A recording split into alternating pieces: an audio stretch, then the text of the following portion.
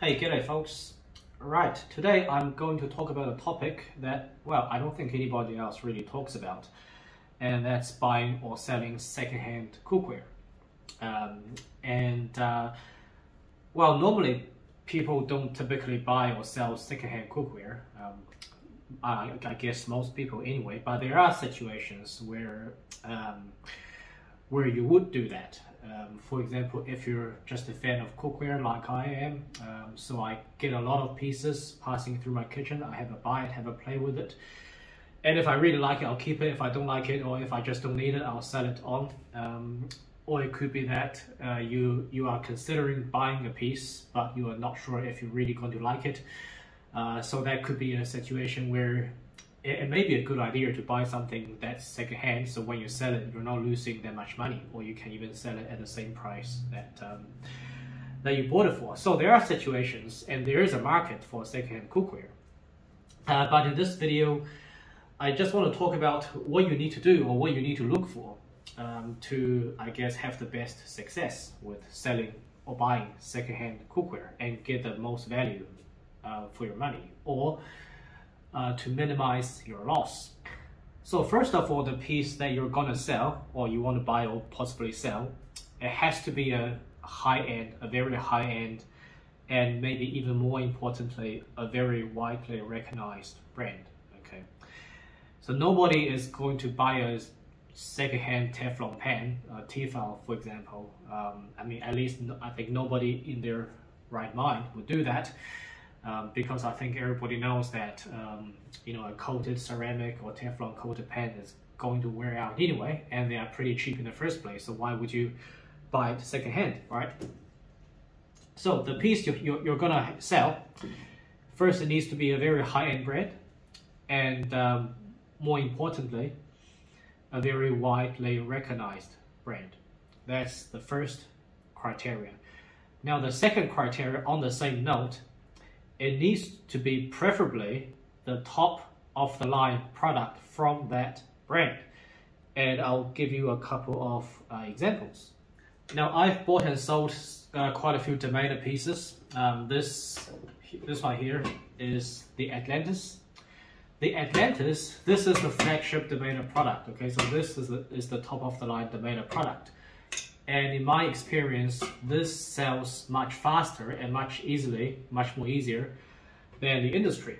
Now the industry is still premium, but when people look for secondhand cookware online, they typically go for the very high-end brands and the top of the tier product from that brand. Now in the USA, I mean, here's the case for Europe. In the USA, it might be a little bit different because I think cladded cookware in the USA gets much more recognition. So you may have better luck selling industry in the USA, but here, in my experience in Europe, selling a secondhand Demana Atlantis is much easier than selling a secondhand industry or any other product like from the Demana brand. Okay. Now, another example, the Le Creuset. The Le Creuset, I think anywhere in the world, sells pretty well on the secondhand market. But once again, it needs to be the top of the line Le Creuset, and in this case, the signature cast iron Dutch oven, or the signature brazier, or any of the signature line, except for stainless steel. And this again comes back to the topic, the subject of recognition. And the reason is Le Creuset is much better known for their cast iron product than their stainless product. Even though their stainless product is still pretty expensive, people tend to recognize the brand for their cast iron product more than their stainless. Okay, so these are the sort of things that you got to look for when you possibly buy or sell a secondhand piece. And what you should avoid is brands that are very expensive, very high-end, but niche brands, okay, that are not recognized. I'm trying to think of an example here. Maybe the Heston Nanobond or something like that, the Heston stainless, or maybe even a piece of Moviel stainless. I mean, Moviel is a very recognized brand. Their copper pan sells very well on the second market, but I noticed that their stainless products, they don't sell that well. So brands that are very expensive but less recognized, it will take a long time to sell, or you might not get a good price for it if you want to sell it in a shorter amount of time. Okay. Now, on the subject of copper and cast iron, so these generally sell pretty well or pretty fast, especially at the right price. Here in Europe, cast iron cookware, there is not a wide range of choice when it comes to brands of cast iron. So I've bought several cast iron pieces, very cheap ones off Amazon. And for 15 euros, a big 30 centimeter pan, cheaply for 15 euros.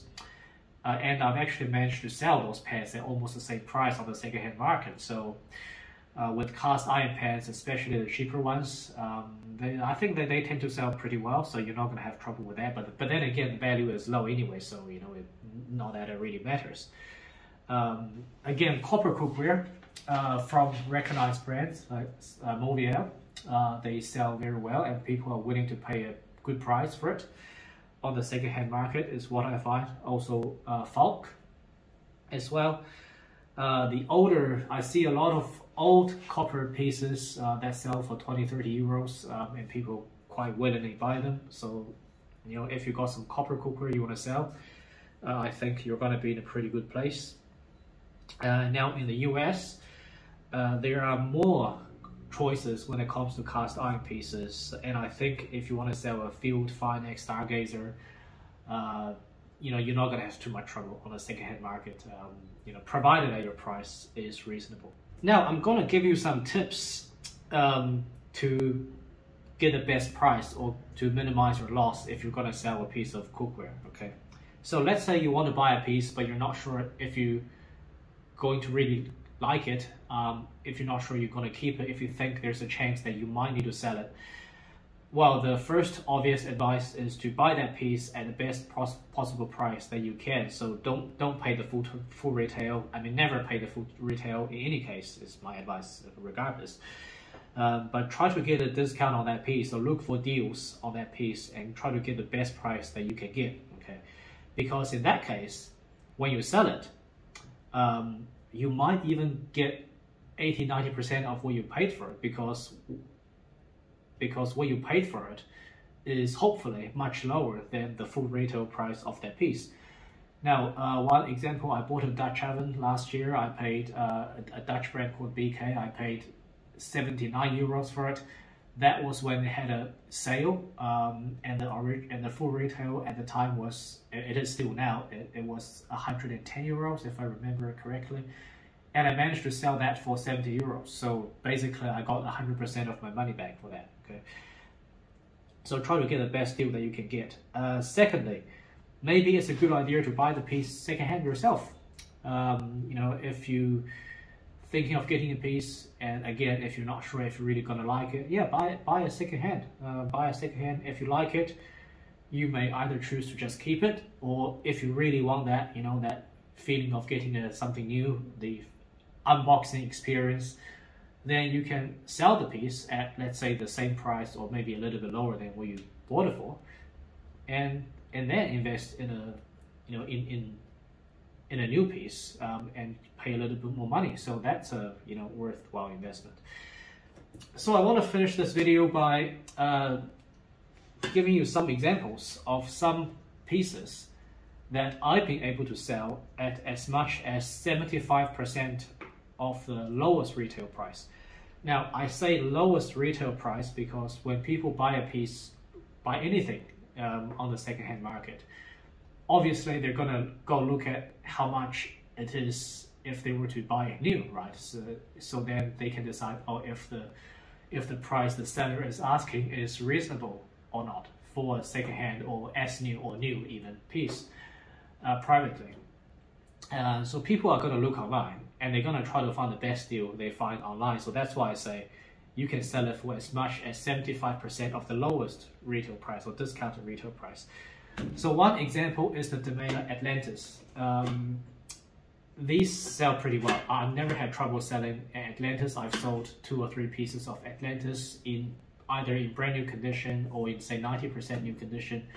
And I've always managed to get 60 to 75% of the lowest retail price, if you were to buy new.